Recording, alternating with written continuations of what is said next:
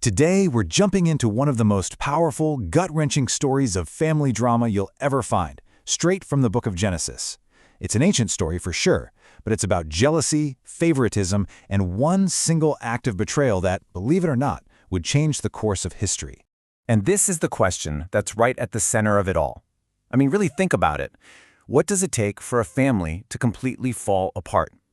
How does love twist into a hatred so deep you turn on your own blood? We're going to follow that question through every single turn of this incredible and very human story. So, where does a story like this even begin? Well, it starts with a tiny crack in the foundation of the family. And like so many family dramas, it all kicks off because of a parent playing favorites, symbolized by one single infamous gift, the coat of many colors. Okay, so picture this. We're in the land of Canaan. You've got the patriarch, Jacob, and his 12 sons. Sounds pretty standard, right? Well, not quite. This was not a family of equals. Jacob had a favorite, Joseph, and he didn't try to hide it. Joseph was the son of his old age, and that made him special.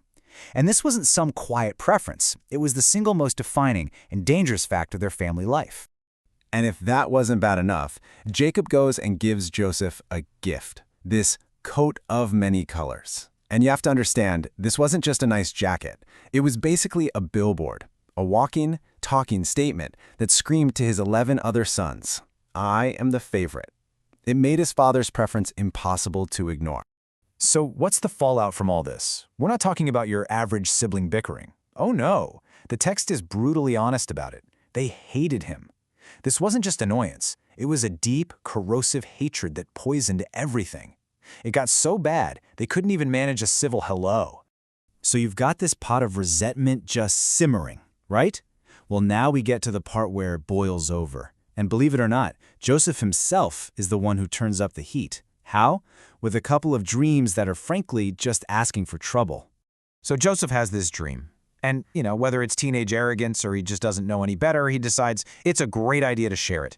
He basically says, "Hey guys, funny dream. We were all in the field, and your bundles of wheat all bowed down to my bundle of wheat." I mean, can you imagine saying that to the very people who already can't stand you? He's pretty much telling them, one day you're all gonna serve me. And yeah, their reaction is exactly what you'd expect. They completely lose it. To them, this isn't just some silly dream. This is Joseph laying his cards on the table, confirming every single one of their worst fears about him. They hear it as a declaration, "I am going to rule over you." So these dreams, and Joseph's choice to even open his mouth about them, well, that was the final straw. It took all that existing hatred and just cranked it up to 11. This quiet resentment was officially transforming into something much, much more dangerous. But he's not done. You'd think he learned, but nope. Joseph has another dream, and this one is even more grandiose. This time, he says it's not just his brother's wheat bowing down, it's the sun, the moon, and 11 stars. He's roping in his father and mother too. He's essentially claiming cosmic superiority over the entire family. Now this dream is so over the top that even his loving dad, Jacob, is like, "Whoa, son, that's a bit much," and actually tells him off. But for his brothers, it's gone way past anger. The text uses a very specific word. They envied him.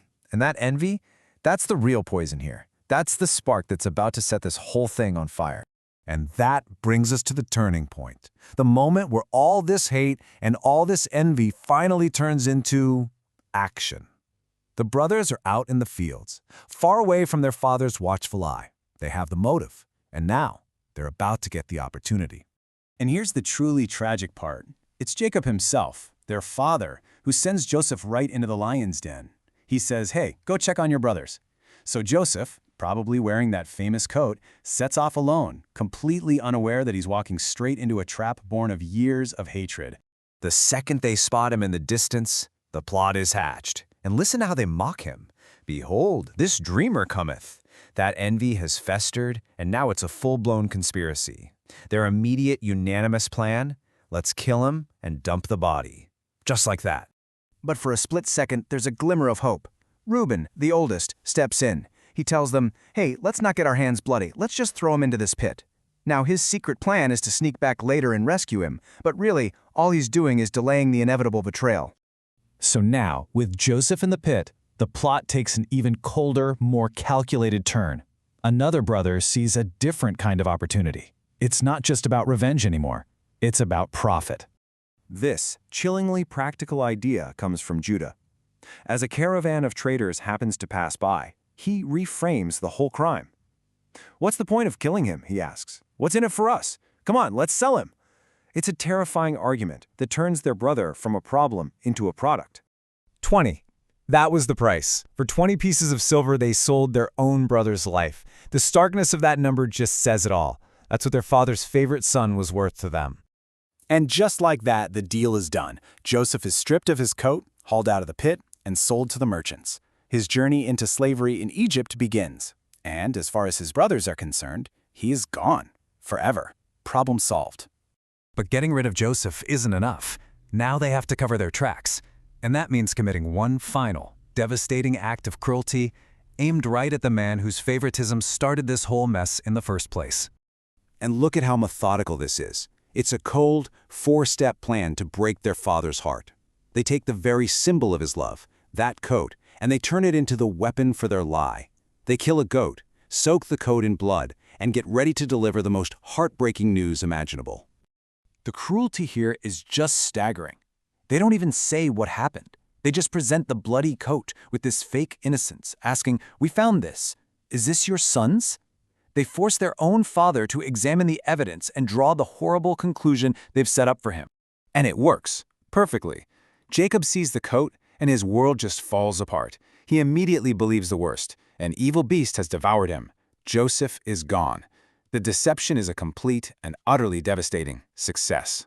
And so, the family is left shattered, held together by a terrible secret. A father is left mourning a son he thinks is dead. And Joseph, the dreamer, is now a slave in a foreign land, stripped of everything, except the very dreams that got him there in the first place. And that leaves us with one big question. Is this the end for the dreamer? Or is this catastrophic betrayal somehow just the beginning of his story?